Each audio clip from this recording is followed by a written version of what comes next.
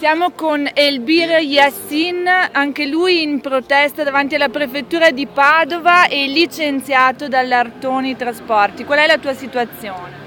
Buongiorno, sono uno delle 41 persone licenziati.